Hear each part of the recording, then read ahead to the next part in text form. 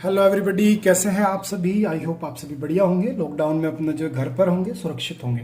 तो प्यारे बच्चे, आप सभी के लिए वोकैब्स की जो सीरीज़ है वो मैं लेकर के आ चुका हूँ। और जैसा कि मैं आई थिंक आप सभी से पहले बोल चुका था शायद कि बेटा मैं आप सभी के लिए जो है लेकर के आऊँगा वोकैबलरी का परफेक्ट सेशन। तो उसी परफेक्ट सेशन की शुरुआत मैं कर चुका हूँ, जिसमें कि हर दिन सुबह 6 बजे मैं आप सभी के सामने एक वोकैबलरी की वीडियो लाऊंगा, जो कि मैक्सिमम 10 से 15 मिनट की होगी। और उसमें मैं आपके लिए काफ़ी सारे नए नए वर्ड्स जो लेकर के आऊँगा। तो आप अब सभी जो एक नियम बना लो कि हर सुबह चाय के साथ वोकैबलरी की डोज आप सभी को लेनी है, जिससे कि जो आपका अपकमिंग एग्जाम है उसमें इंग्लिश में आप बहुत बढ़िया परफॉर्म कर सको। तो मेरी पूरी पूरी कोशिश रहेगी कि मैं हर दिन आपको जो चाय के साथ वोकैबलरी की डोज परफेक्ट तरीके से देता रहूंगा। और साथ ही साथ शाम को 7 बजे भी मैं आप सभी के लिए एक वीडियो और लेकर के आऊँगा, जिसमें कि मैं आपके लिए या तो प्रैक्टिस सेशन लेकर के आऊँगा या फिर कोई भी जो इंपॉर्टेंट कंसेप्ट है उसको उठा लूँगा। कहने का मतलब क्या है कि दोस्तों आप सभी के लिए मैं बिल्कुल 100% तैयार हूँ, प्रिपेयर हूँ आपके लिए जो है समय समय पर वीडियो देने के लिए। तो जो लॉकडाउन का रेस्ट पीरियड था वो तो आप सभी ने कर लिया। तो जैसे कि देख पा रहे हैं कि अपनी जो क्लास थी वो लास्ट क्लास 21 को हुई थी, तो 21 तक आप सभी पढ़े और अब आप जो देख पा रहे हैं कि लगभग 10 से 15 दिन आपने रेस्ट भी कर लिया। तो मेरे शेरों, अब जो तैयारी पे लग जाओ, बिल्कुल कमर कस लो, क्योंकि लॉकडाउन भी रहेगा, पेपर भी होंगे, सब कुछ होगा। तो हमको अपनी तैयारी बढ़िया रखनी है। तो कल से बिल्कुल तैयार रहना, सुबह से ही 6 बजे वोकैबलरी की वीडियो के साथ। और कोशिश ये रहे कि हर दिन वो चाय के साथ जो डोज है वो आपको हर हालत में लेनी है और उठते ही पहले वो लेनी है। तो अब आपको एक काम करना, देखो एक छोटी सी आप सभी से रिक्वेस्ट है कि देखो मैं कुछ आमन तो आ नहीं सकता आपके पास, तो मैं घर से ही जो है आपके लिए वीडियो अपलोड करूंगा। तो यहाँ पे रिसोर्सेज की कमी है, तो इसलिए मैं आपको जो ऐसे आज ये वीडियो प्रोवाइड करा रहा हूँ ना, इसी तरीके की वीडियो रेगुलर दूंगा। तो आप जो है इसी के साथ रेगुलर जुड़े रहना, अपनी अपनी नोटबुक बना लो और अपना जो इसको कॉपी करते रहिएगा आप। तो बड़ा मज़ा आप सभी को आएगा।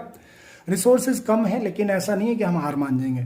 तो हम तो वो हैं कि जब तक तोड़ेंगे नहीं, जब तक छोड़ेंगे नहीं। तो इसीलिए मेरे प्यारे साथियों, मैं आप सभी के सामने आज आया हूँ और डेली अब जो आता रहूँगा। तो चलो आज शुरुआत कर देता हूँ। आज भी ये वोकैबलरी ही लेकर के मैं आ रहा हूँ आप सभी के सामने। कल सुबह 6 बजे भी वोकैबलरी रहेगी, शाम को प्रैक्टिस सेशन में कुछ ना कुछ मैं आपके लिए इंपॉर्टेंट क्वेश्चंस वगैरह लाता रहूँगा। तो देखो बच्चे, आज मैं जो आप सभी के सामने वन वर्ड सब्स्टिट्यूशन लाया हूँ और ये हमारा डे फर्स्ट है। तो इनको आप एक नोटबुक बना लेना, उसमें कॉपी करते चलिएगा। हालांकि मोस्टली मैंने कवर करा दिए, लेकिन अगर कोई भी अभी भी बचे हुए हैं तो उनको भी मैं भी आपके सामने लेकर के आ चुका हूँ।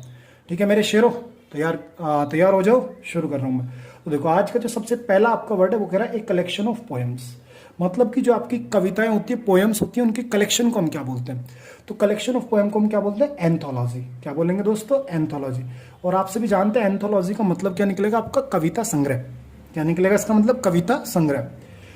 तो याद हो गया ना क्या हो गया कि कलेक्शन ऑफ पोएम, जो पोएम्स बहुत सारी एक जगह इकट्ठी कर दी जाती है, उनको हम क्या बोलते हैं? एंथोलॉजी। क्या बोलेंगे दोस्तों? एंथोलॉजी। जहां पर बैठ करके इसे देख रहे हो वहीं बोलो, क्या बोलोगे? एंथोलॉजी।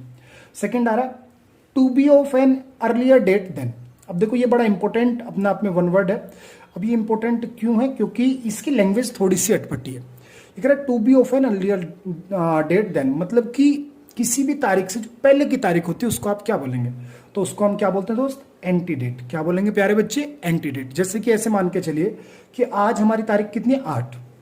अब ये जो आपकी 8 तारीख है, इस 8 तारीख से जो पहले की तारीख है उसको आप क्या बोलेंगे दोस्त? एंटीडेट। या फिर आज आप कुछ भी XYZ सपोज कर लो, जो भी आज तारीख है उससे जो पहले की तारीख होगी वो एंटीडेट होती है। नेक्स्ट वर्ड पे चलता हूँ। 2 याद हो गए ना? पहला हमने क्या सीखा? एंथोलॉजी। दूसरा हमने क्या सीखा? एंटीडेट। और देखो एक काम आप सभी को और भी करना है मेरे लिए, कि जब मैं पढ़ा रहा हूं तब आपको कोई नोटबुक वगैरह ओपन नहीं करनी, पहले इसको एक बार सुनना है, फिर दूसरी बार इसको ओपन करके सारी इसको कॉपी कर लेना। ठीक है? या फिर इसका स्क्रीनशॉट ले लो एक बार ही में और अपना जो है आराम से इसको कॉपी कर लेना जब आपको टाइम मिले तब। लेकिन जब मैं आपको पढ़ा रहा हूँ, जब मैं आपसे बोलूँ कि बोलना है तो आपको मैं बोलना है। अगर आप चाहते हैं कि बढ़िया परफॉर्म करो, बढ़िया नहीं बहुत बढ़िया परफॉर्म करो, तो बेटा आपको बातें माननी पड़ेंगी। ठीक है ना? घर बैठे हो आप, मजे भी ले रहे हो, बढ़िया बढ़िया खाना भी खा रहे हो, तो जब सारे मजे ले रहे हो तो थोड़ा पढ़ाई की डोज भी साथ में लेते रहो, जिससे कि पढ़ाई का नुकसान ना हो जाए। ठीक है ना? चलिए दोस्तों, तो 2 वर्ड याद हो गए। तीसरा वर्ड पे आता हूँ, to cut off an infected part of a person's body. कि जो किसी भी इंसान का इन्फेक्टेड पार्ट होता है, अगर उसको काट दिया जाए तो उसको क्या बोलेंगे? तो उसे बोलते हैं दोस्त एम्प्यूटेट। क्या बोलेंगे? एम्प्यूटेट। एक बार बोलिए एम्प्यूटेट। इट्स मीन्स अंग विच्छेद करना। सपोज करिए कि कोई इंसान है, उसको उंगली में चोट लग गई। अब उसकी उंगली में जो है वहीं पे जो है इन्फेक्शन फैल गया, तो अगर इन्फेक्शन एक हद से ज़्यादा बढ़ जाता है तो क्या करते हैं डॉक्टर्स कि वो जो पार्ट होता है उसको हटा देते हैं, इन्फेक्टेड पार्ट को। तो वो जो हटाने की प्रोसेस होती है उसको आप क्या बोलेंगे दोस्त? एम्प्यूटेट। बोलिए मेरे साथ, क्या बोलेंगे? एम्प्यूटेट। 3 वर्ड याद हुए ना? पहला वर्ड था एंथोलॉजी, मतलब कविताओं का संग्रह। दूसरा वर्ड था एंटीडेट, मतलब 1 तारीख से पहले वाली तारीख। और जो तीसरा आपके सामने वर्ड है वो है आपका एम्प्यूटेट, मतलब कि जो आपका इन्फेक्टेड पार्ट है उसको हटाना। चलिए मेरे शेरों, 4th वर्ड पे आ जाओ जल्दी से, दौड़ गया जाओ। 4th वर्ड है मेरा that which is out of place, मतलब कि कोई भी एक ऐसी चीज जो कि आउट ऑफ प्लेस हो, इट्स मीन्स असंगत हो। देखो अब यहाँ पे इसकी लैंग्वेज बड़ी बढ़िया है, जो वर्ड्स मैं लाऊंगा बड़े इंपॉर्टेंट है। आउट ऑफ प्लेस तो ऐसा नहीं कि जगह से बाहर हो, नहीं भाई। आउट ऑफ प्लेस का मतलब है कि असंगत हो, इट्स मीन्स जो कि जिस जगह की डिमांड हो उस जगह से थोड़ा अटपटी हो, अलग हो, तो उसको बोलते हैं मेरे दोस्त क्या? आप बोलेंगे उसको एनेक्रोनिस्टिक। क्या बोलेंगे मेरे दोस्त? एनेक्रोनिस्टिक।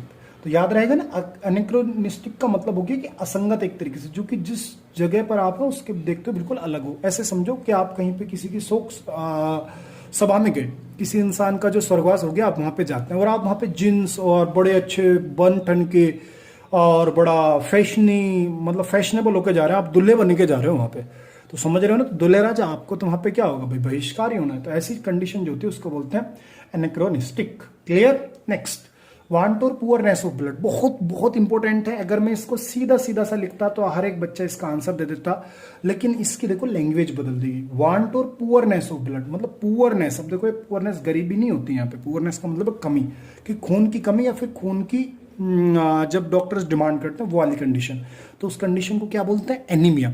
अब जैसे कि आप सभी को बायोलॉजी में विटामिन पढ़ाए गए हैं सॉरी तो आप सभी ने विटामिन पढ़े होंगे, तो विटामिन बी आपने पढ़ा होगा, और बी में भी स्पेशली विटामिन B6 और B12, तो उन दोनों कमी से क्या होता है? एनीमिया हो जाता है। और एनीमिया होता है रक्त की कमी, इट्स मीन्स खून की जो कमी हो जाती है बॉडी के अंदर, उसको बोलते हैं एनीमिया। तो याद रहेगा ना, poorness of blood can be termed as anaemia. And now let's move to our next word. Our next one word is one not concern with right और रॉन्ग। इट्स मीन्स कोई भी एक ऐसा इंसान जो कि सही गलत की बिल्कुल परवाह ना करे। होते हैं ना कुछ ऐसे समाज में बुद्धिजीवी जिनको सही और गलत की कोई चिंता नहीं है, बस वो अपनी मर्जी में, मतलब अपनी मस्ती में मस्त है। तो ऐसे जो इंसान होते हैं उनके लिए क्या बोलेंगे दोस्त? एमोरल। उनके लिए वर्ड हमारा क्या आता है प्यारे बच्चे? उनके लिए हमारा जो वर्ड आ जाता है वो आता है एमोरल। एमोरल क्या हो जाता है? एमोरल होता है एनैतिक। एनैतिक मतलब कि कोई भी एक ऐसा इंसान जो कि बड़ा, मतलब समाज के जो रूल्स रेगुलेशन से एक तरीके से या फिर जो सही गलत पे बिल्कुल फोकस ना करे, तो हो जाता है amoral. Next, article used in charging fire arms. अब बहुत इंपॉर्टेंट, देखो आप में से मोस्टली बच्चे इसकी लैंग्वेज ही नहीं समझ पा रहे होंगे, तो इसको समझना। ये कह रहा है कि कोई भी वो आर्टिकल्स जो कि फायर आर्म्स, इट मीन्स जो युद्ध वगैरह में, लड़ाई झगड़ों में यूज किया जाता है, उनको क्या बोलते हैं? तो उनको बोलते हैं एम्यूनेशन। क्या बोलते हैं? एम्यूनेशन। इट्स मीन्स युद्ध सामग्री, जैसे कि हमारी बंदूक हैं, तोप हैं, गोले हैं, ठीक है ना, बारूद है, वो सब कुछ एम्यूनेशन होता है। नेक्स्ट कहते हैं बात absence of any form of political authority और गवर्नमेंट। पढ़ा चुका हूं मेरे शेरों आप सभी को मैं, कि कोई भी एक ऐसी स्थिति जहां पर की जो सरकार है उसकी एब्सेंस हो। तो जब सरकार कोई नहीं होती तो उसको क्या बोलते हैं? अनार्की। और अनार्की का मतलब क्या होता है? अराजकता। क्या होता है मेरे भाई? अराजकता, जिसको मैंने पढ़ाया था नो रूल ऑफ लॉ। याद आ रहा है ना, जिस दिन मैंने आपको क्रेसी रूट वर्ड पढ़ाया था, ब्यूरोक्रेसी, ऑटोक्रेसी, प्लूटोक्रेसी, याद आ रहा है ना, नियोक्रेसी, थियोक्रेसी, बहुत सारी क्रेसीज मैंने क्लियर कर रखी हैं, तो उनको आप याद रखें, एक बार रिवाइज करें। आज आप सभी का यही टास्क है कि आज आप सभी को रिवाइज करना है, ठीक है। Next, loss of voice. अब देखो, लॉस ऑफ वॉइस का मतलब होगा कि एक ऐसी अवस्था जिसमें कि इंसान की जो आवाज है वो चली जाए।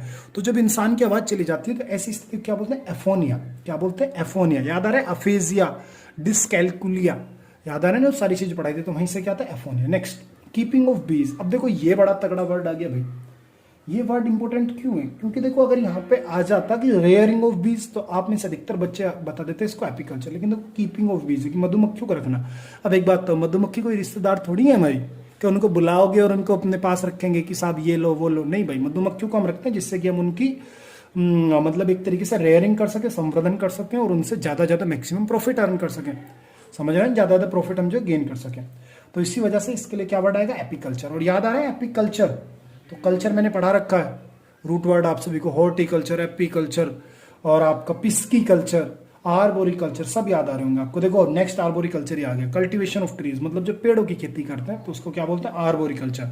और देखो इसमें जो मेरे भाई ये वर्ड कल्चर आ रहा है ना, कल्चर के लिए मैंने आपको वर्ड पढ़ाया था कि एग्रीकल्चर भी आता है इसी में, और इसी के लिए वर्ड एक रेयरिंग भी आता है, तो विशेष ध्यान रखें कि एग्रीकल्चर में और रेयरिंग में फर्क है। एग्रीकल्चर मेनली उन चीजों की होती है जिनको आप जमीन में उगा सकते हैं, वो सब एग्रीकल्चर। और रेयरिंग आपका वो होता है कि जिसमें कि आप उनको जमीन में नहीं उगा सकते लेकिन उनकी संख्या में वृद्धि कर सकते हैं। जैसे कि मान के चलो पिस्की कल्चर है। अब भाई पिस्की कल्चर का मतलब होता है मत्स्य पालन। अब मत्स्य पालन में ऐसा तो है नहीं कि आप मछली को जमीन में दबाएंगे और फिर बड़े बड़े पेड़ होंगे जिन पे मछलियां लगेंगी, तो ऐसा तो पॉसिबल नहीं है, आप सभी जानते ही हो। तो ऐसी स्थिति में आएगा रेयरिंग ऑफ फिश, ठीक है ना, तो विशेष ध्यान रखें आप। Next, A person who studies the stars, बहुत इंपॉर्टेंट है ये भी। एक ऐसा आदमी जो कि जो तारे वगैरह होता है उनका अध्ययन करता है, तो उसको एस्ट्रोनॉमर बोलते हैं। इट्स मीन्स खगोल शास्त्री या फिर खगोलज्ञ, ठीक है ना, खगोल शास्त्री। जो कि हम मेनली देखते हैं ना कि एस्ट्रोनॉमर होते हैं, तो वो सारे के सारे यही होते हैं, ठीक है, तो उसे बोलते हैं एस्ट्रोनॉमर, खगोल शास्त्री, ठीक है। एस्ट्रोलॉजी भी यहां से हमारा वर्ड निकल करके आता है, ठीक है, खगोल शास्त्र, जिसमें कि हम तारों का, ग्रहों का, इनका अध्ययन करते हैं। तो याद रहेगा ना, astronomy, astronomer, astrology. Next, person who फोरटेल्स things by the stars. अब देखो दोस्त, यहाँ फोरटेल्स का मतलब क्या होता है? फोरटेल्स का मतलब होता है पूर्व अनुमान लगाना, पहले से पहले बता देना। कि कोई भी एक ऐसा आदमी जो कि वस्तुओं के बारे में, किसी भी चीज के बारे में पहले से पहले बता देता है, तो उसे बोलते हैं एस्ट्रोलॉजर। इन दोनों वर्ड्स का आप विशेष ध्यान रखिएगा, दोनों में डिफरेंस है। एस्ट्रोनॉमर होता है खगोल शास्त्री या खगोलज्ञ, और एस्ट्रोनॉमर होता है एस्ट्रोलॉजर, ये होता है भाई मेरे आपका ज्योतिषी। ज्योतिषी आपने देखा है ना कि जो कि कई बार ग्रह नक्षत्र देख करके बताता है कि बेटा तेरा साथ कुछ ना कुछ दुर्घटना घटने वाली है, संभल के रे बेटा, 9-2-11 हो जाएगा, समझ रहे हो ना। तो वो जो एस्ट्रोलॉजर होता है वो होता है हमारा ज्योतिषी, और एस्ट्रोनॉमर जो होता है ये होता है खगोलज्ञ। नेक्स्ट, याद हो रहा है ना शेरो? बता देना, अगर मजा आ रहा है तो जल्दी से वीडियो को लाइक करके एक बार सभी को शेयर कर दो, जिससे कि अपने जितने भी स्टूडेंट जो है तैयारी कर रहे हैं उन सभी तक ये वीडियो पहुंच जाए। क्योंकि इस लॉकडाउन पीरियड में सबसे ज्यादा जरूरत है आप सभी को इंग्लिश की डोज की। तो जैसे आप सारी दवाइयां ले रहे हैं उसी प्रकार से इंग्लिश की डोज भी भाई अब शुरू कर दो, ठीक है ना, हर सुबह 6 बजे, याद रहेगा ना। चलिए, a place where weapons of war are prepared और स्टोर्ड।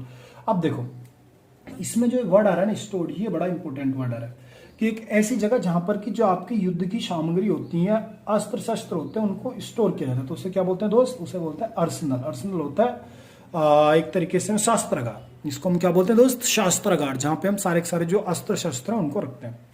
नेक्स्ट वर्ड आता है a person who is license to sell articles by public sale. एक ऐसा आदमी जिसको लाइसेंस दिया गया हो आर्टिकल्स को सेल करने का, तो उसे क्या बोलते हैं? ऑक्जिनर। क्या बोलेंगे मेरे दोस्त उसको? उसे बोलते हैं ऑक्जिनर। याद रहेगा ना, उसको क्या बोलेंगे? ऑक्जिनर। मतलब हो गया नीलामी करने वाला। जैसे कि आप सभी ने जानते हो कि जैसे मान के चलो आपने बैंक वगैरह से लोन ले लिया और आपसे लोन दिया नहीं गया, आप बैंकक्रप्ट हो गए, तो बैंक क्या काम करता है? ऑक्शन के थ्रू आपकी जो संपत्ति है उसको बेच करके अपने पैसे को वसूल करता है। तो वो आदमी जो उसे बेचता है, बात उसकी हो रही, तो उसे बोलते हैं ऑक्शनर। और आपको याद है ऑक्शन भी याद आ रहा होगा, नीलामी याद आ रहा है, ऑक्शन वर्ड, ये वर्ड आप सभी को याद आ रहा होगा। तो इसका मतलब क्या होता है दोस्त? नीलामी होता है। तो ये सारे वर्ड आई होप आप सभी को याद होंगे। जल्दी से 1 मिनट के अंदर रिवीजन कर दो बहुत स्पीड के साथ। पहला वर्ड पढ़ा एंथोलॉजी, मतलब कविता संग्रह। सेकंड था एंटीडेट, मतलब किसी तारीख से पहले की तारीख। थर्ड था एम्प्यूटेट, मतलब अंग विच्छेद करना, जो आपका इन्फेक्टेड पार्ट है उसको कट कर देना। नेक्स्ट वर्ड आ रहा है आपका एनेक्रोनिस्टिक। एनेक्रोनिस्टिक हो गया कि कोई भी एक ऐसी चीज जो कि असंगत है परिस्थिति और जगह के अनुसार। नेक्स्ट है एनीमिया, खून की कमी होती है। एमोरल, अनैतिक होता है, जो कि सही गलत की बिल्कुल परवाह ना करे। एम्यूनेशन, आप सभी जानते हैं जो हमारे अस्त्र शस्त्र होते हैं वो एम्यूनेशन होते हैं। Anarchy, no rule of law होता है। एफोनिया, लॉस ऑफ वॉइस, मतलब जब इंसान बोल नहीं पा रहा तो वो गया एफोनिया। नेक्स्ट आ रहा है एपीकल्चर। एपीकल्चर मतलब हो गया मधुमक्खी पालन।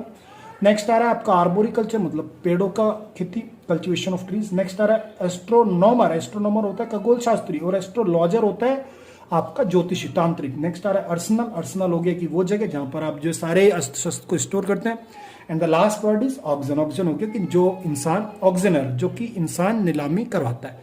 तो आई होप मेरे शेरों आप सभी को सारे वर्ड तैयार हो गए होंगे। डेली ऐसी लाऊंगा छोटी छोटी डोज, देखो ज्यादा हैवी डोज किसी बच्चे को नहीं दूंगा, ऐसी डोज दूंगा कि आपको इंग्लिश की जो समस्या है ना वो भी आपको बिल्कुल फिट फॉर हो जाए और आपको दिक्कत भी कोई ना है।